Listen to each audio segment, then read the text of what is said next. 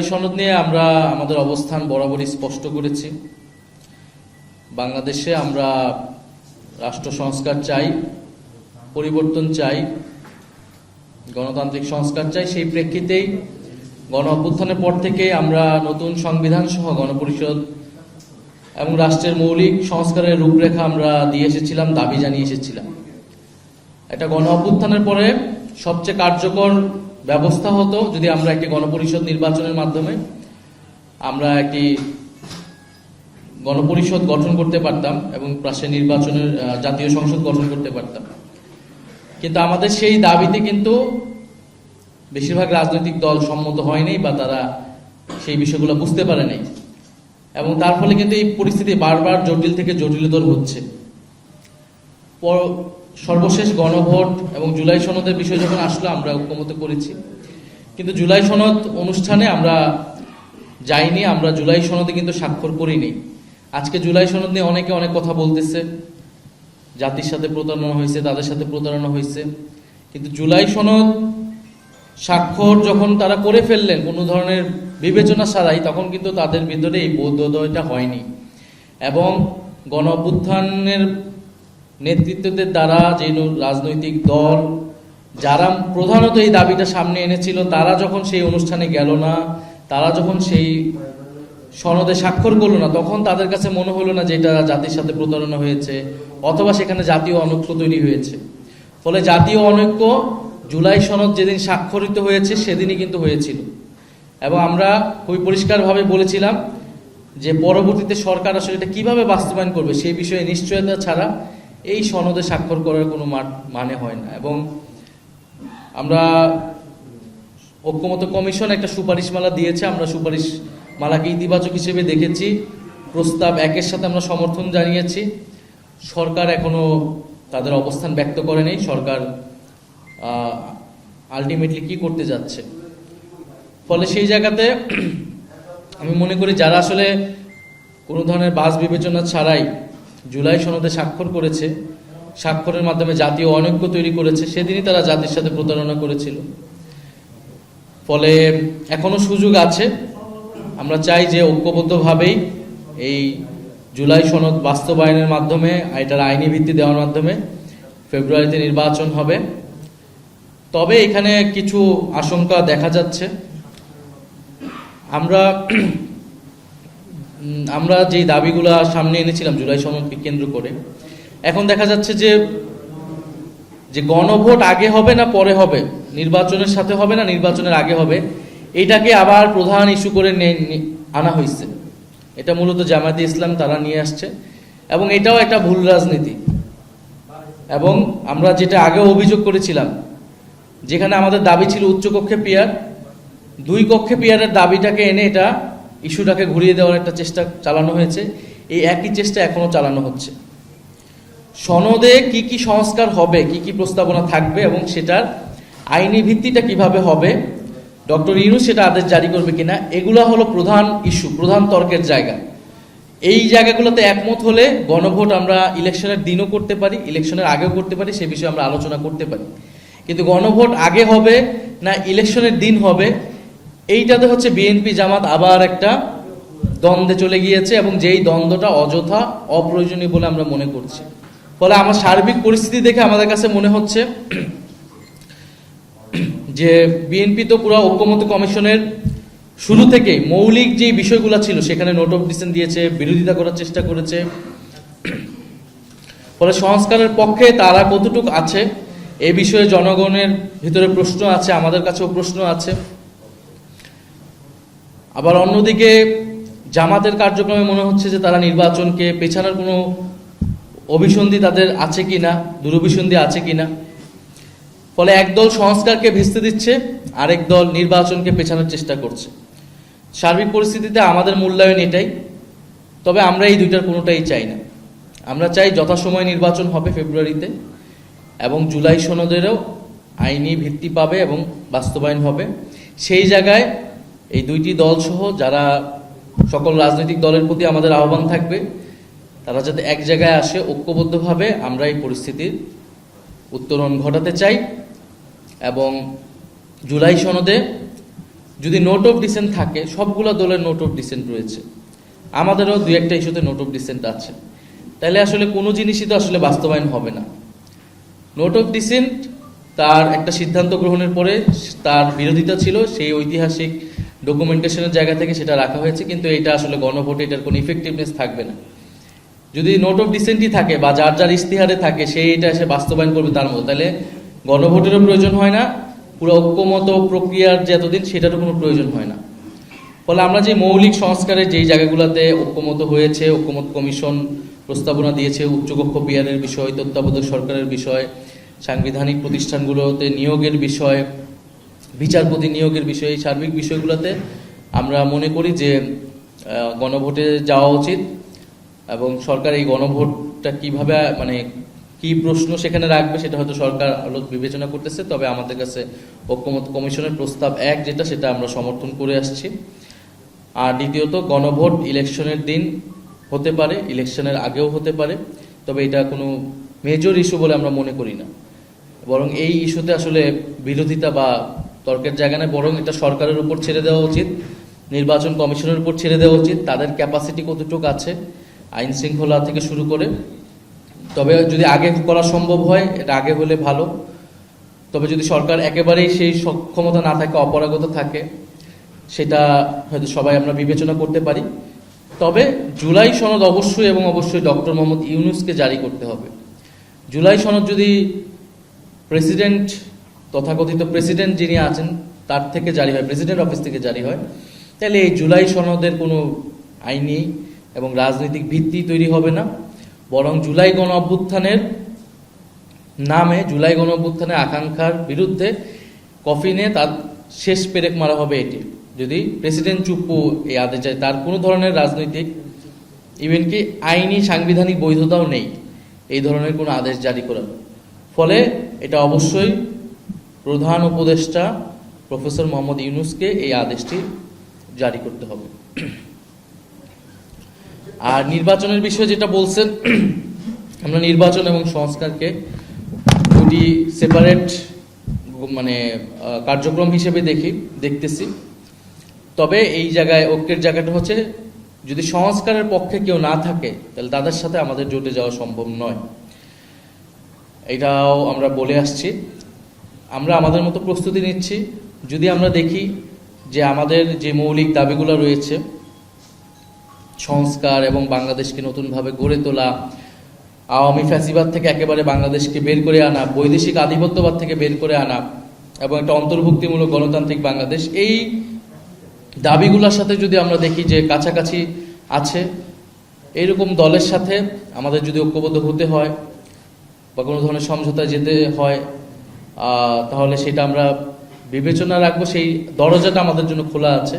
কিন্তু এখনই কিন্তু কোনো সিদ্ধান্ত চূড়ান্ত হয়নি। যে এই সকল বিভিন্ন মিডিয়ায় আসলে এক ধরনের নিউজের মাধ্যমে এটা এক ধরনের জনসম্মতি তৈরি করার, জনমত তৈরি করার চেষ্টা হয়তো চালানো হচ্ছে, যে এনসিপি বিএনপির সাথে চলে যাচ্ছে, এর আগে এনসিপি জামাতের সাথে জোট করতেছে। এই পুরো বিষয়টাই এখন সংস্কারের বিষয়ে আমরা দলগুলোর অবস্থান দেখব, নির্বাচন ইস্যুতে দলগুলোর অবস্থান দেখব, সেই বিষয়ে তারপরে আমরা সামগ্রিকভাবে সিদ্ধান্ত নিব। সার্বিক এটা তো আমি বললাম যে জুলাই সনদ আমরা আগের অবস্থানই আছি। ঐক্যমত কমিশন সুপারিশমালা দিয়েছে, আমরা সেটাকে সমর্থন জানিয়েছি।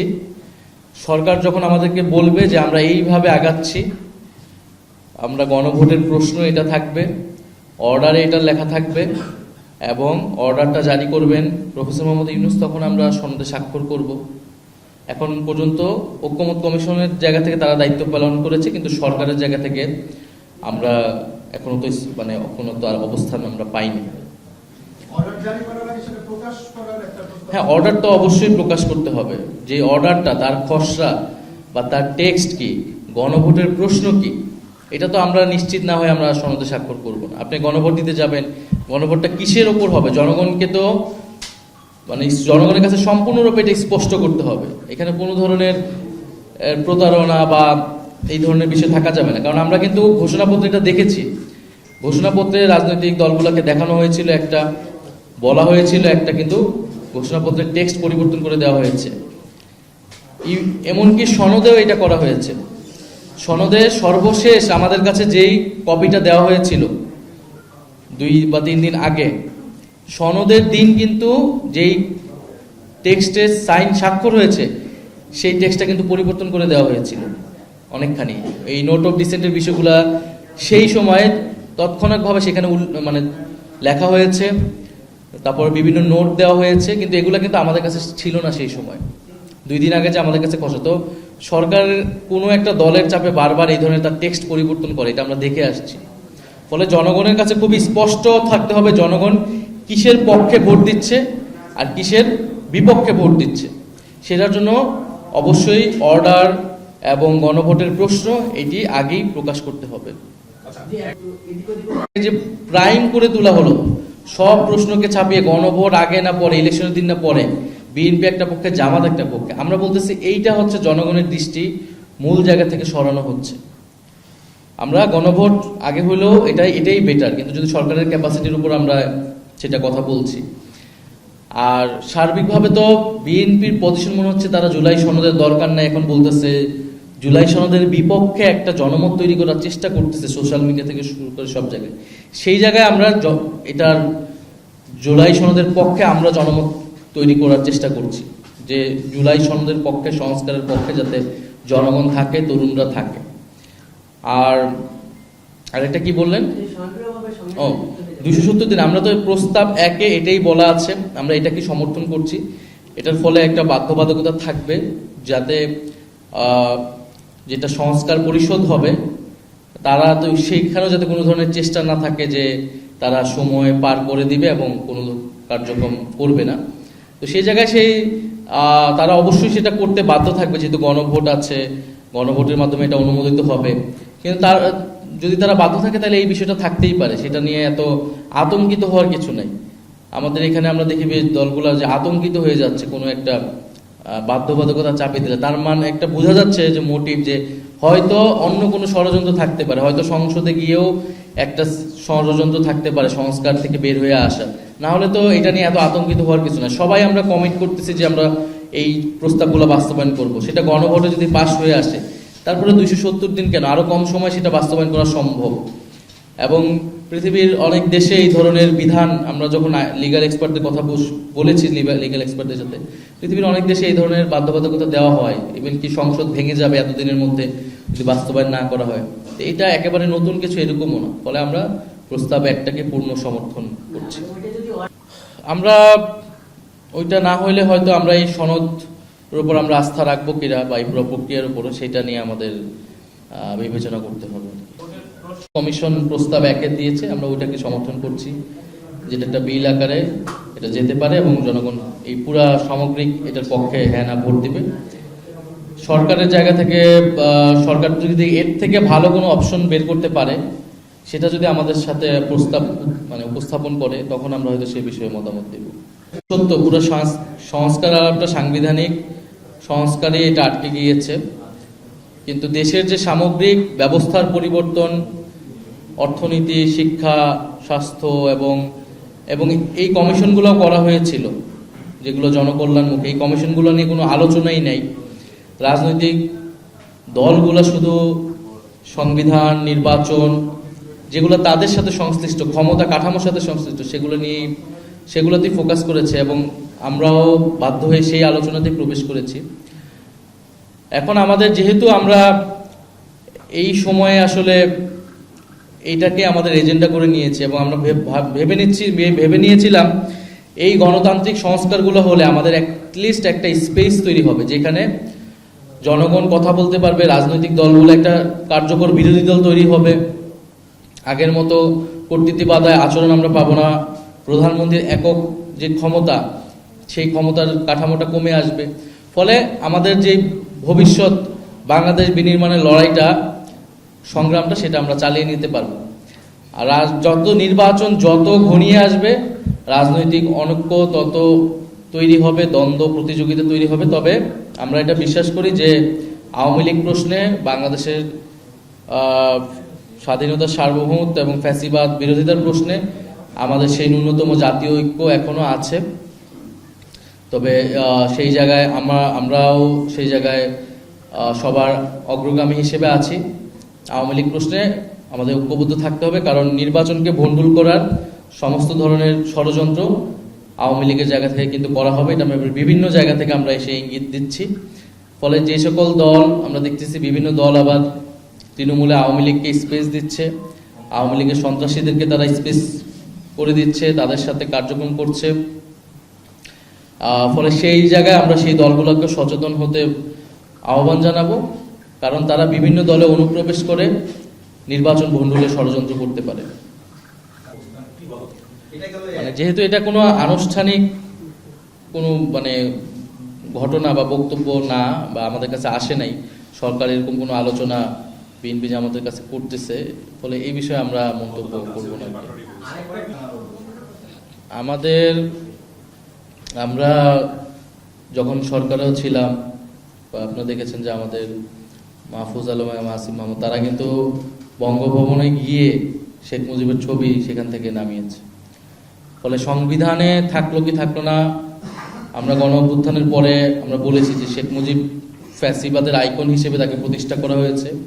এককভাবে তাকে আমরা জাতির পিতা বা ফাউন্ডার হিসেবে মনে করি না, তবে তার যে কৃতিত্ব মুক্তিযুদ্ধে সেটাকে আমরা অবশ্যই স্বীকার করি, ইতিহাসে সেই জায়গা তার থাকবে। ফলে পুরো সংবিধানকে যে একটা দলের একটা ব্যক্তির সম্পত্তিতে পরিণত করা হয়েছিল, তার তো অনেকগুলো উদাহরণের একটা হচ্ছে যে এই যে বাধ্য করে দেওয়া শেখ মুজিবের ছবি প্রত্যেকটা অফিসে টানানো, এবং এইটাকে একটা দলীয়করণ করা, সংবিধানকে দলীয়করণ করা হয়েছে ৭২-এর পরে, শেখ হাসিনাও সেটাকে কন্টিনিউ করেছে। ফলে অবশ্যই আমরা এটা চাবো যে এই ধরনের যত বিধান আছে সেগুলা যাতে সংবিধান থেকে অপসারণ করা হয়।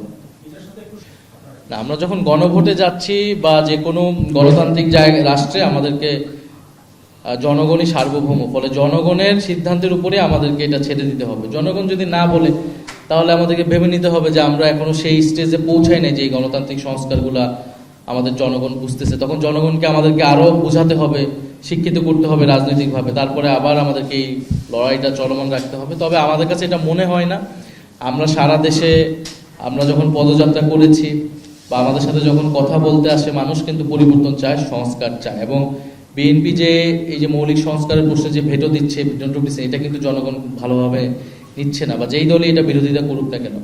ফলে মানুষ সংস্কারকে আরো বড় জায়গায় দেখতে চায়। মানুষ মনে করে যে তার এত বড় অভ্যুত্থান, এত মানুষের জীবনের পরে সেটা যাতে সবার ভাগ্যের পরিবর্তন হয়, সেই সুফলটা যাতে সবার ঘরে যায়। ফলে সেইখানে মানুষ অবশ্যই সংস্কারের পক্ষে থাকবে বলে আমরা বিশ্বাস করি। এবং যারা বিরোধিতা করতেছে, আমরা এটাও মনে করি যে তাদের তৃণমূলের নেতাকর্মীরাও সংস্কারের পক্ষেই থাকবে, কারণ এটা আওয়ামী লীগ ছাড়া বা দেশের এই মুহূর্তে যারা পরিবর্তন চায় না, অগ্রযাত্রা চায় না, এরকম শক্তি ছাড়া বাকি সবাই গণভোটের বা এই জুলাই সনদের পক্ষেই থাকবে।